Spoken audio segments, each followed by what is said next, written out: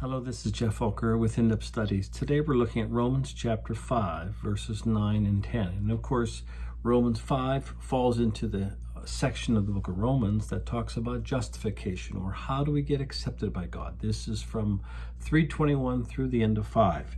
So we're looking at verses 9 and 10 in chapter 5, but let's just read verse 10 by itself first.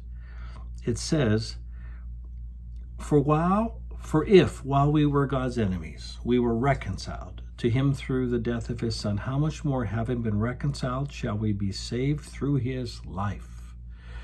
Well, sometimes this passage is used in order to defend the notion that in order for us to be accepted by God, we not only must have our sins forgiven by Jesus' death on the cross, but also he must obey the law perfectly for us. It's only when we have both of these things that we are accepted by God or justified.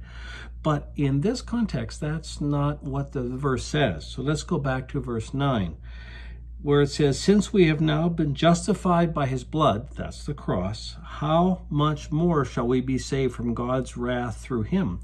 For if, while we were God's enemies, we were reconciled to him through the death of his Son, how much more, having been reconciled, so we already are reconciled, shall we be saved through his life?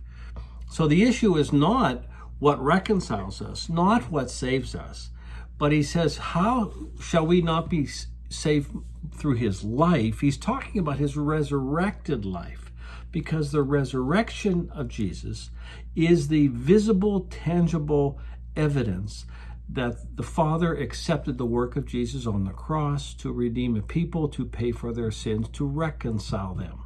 That is, to reconcile all those that the Father chose from every tribe, nation, and tongue. So here is just an example of following the argument and not just taking one verse by itself and reading into it a prior idea that we might have. And we can all fall into this trap, but follow the argument. So here we are reconciled through the cross. And the evidence that we have been reconciled by Jesus through the cross is his resurrected life. That is the proof.